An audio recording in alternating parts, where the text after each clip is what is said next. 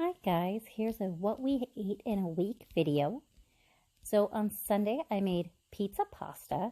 I used these 2 bags of pasta. They were 33 cents. They're about 7.5 ounces. I should have just used one because it ended up making a whole lot. 1 jar of great value pizza sauce, some pepperoni, and some cheese. And here you'll see that I've just added the sauce to the pasta. I cooked the pasta to the package directions.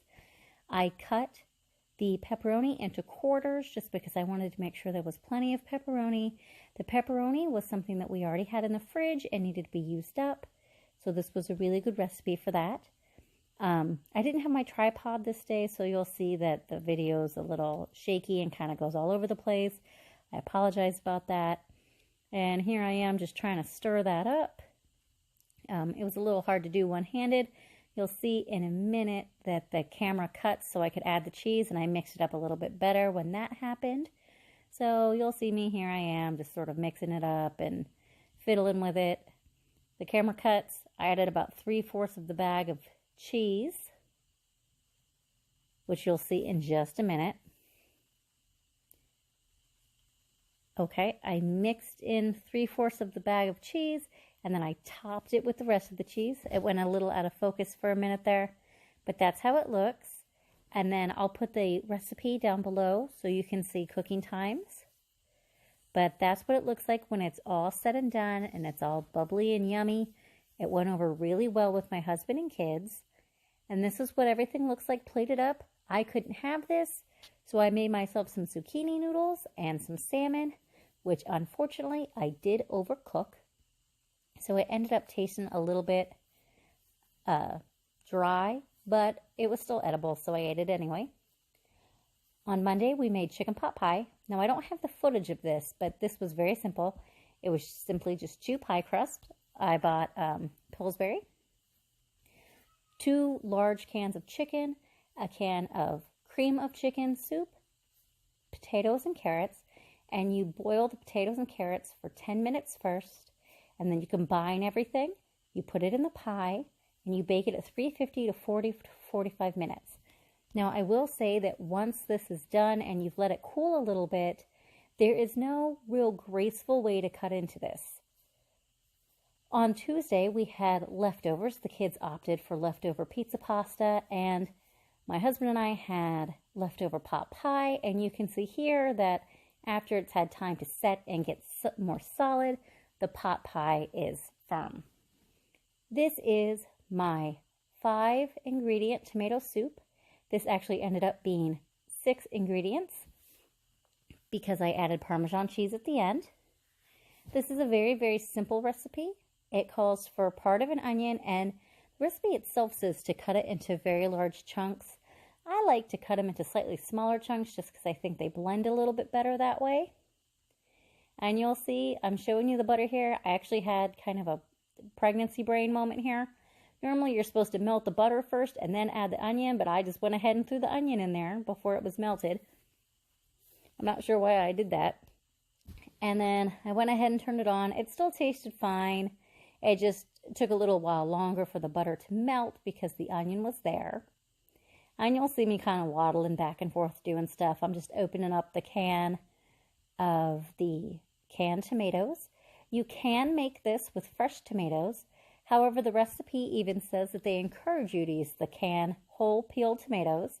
Now, when I make this again next week for a freezer meal, I do intend to try and use the diced tomatoes I picked up from the Dollar Tree to see how they work out. So I will let you know how that goes. And now I'm just fishing around for some measuring cups. I need a new measuring cup. I have that little one, and then I have a bigger one that you'll see right there. However, that one has been used so often that a lot of the markings have actually rubbed off. So I need to see if I can find myself another good one, and I'm going to get myself a 1.5 cups of water. Now, if you like a slightly thinner soup, then I do recommend adding extra water because it will thin it out. By the time everything condenses down, it's fairly thick.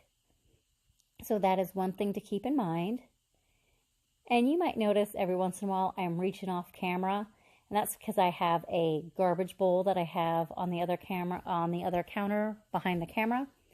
That way when I'm done, I can just take all the garbage at once to the garbage can.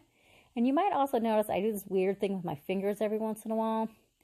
I have a connective tissue issue, and when my joints start to bother me, I do that almost subconsciously. I didn't realize I was doing that until I'm watching this video now. So then you just kind of stir everything up and make sure the onions are starting to get kind of translucent. And then once it is, you add everything.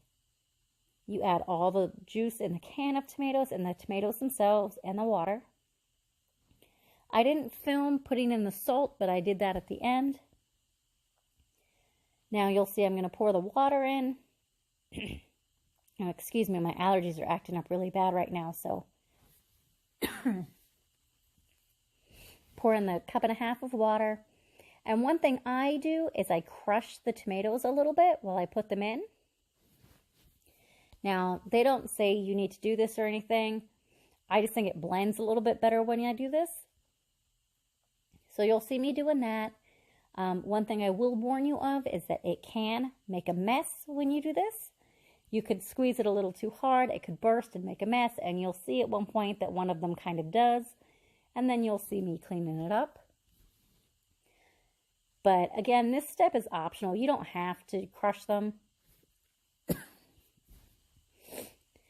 And so we're just doing this, and my hands were clean. I washed my hands real well, and it's just going to my family, so I know that everybody's cool with that.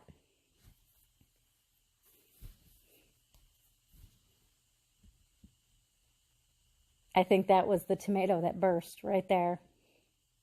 It hit my oven a little bit and on the floor, but it missed me somehow.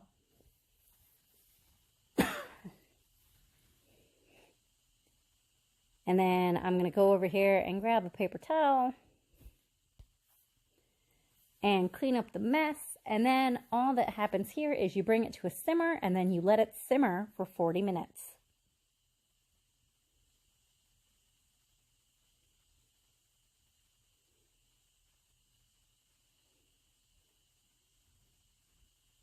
Okay, I washed my hands and then I brought out my immersion blender.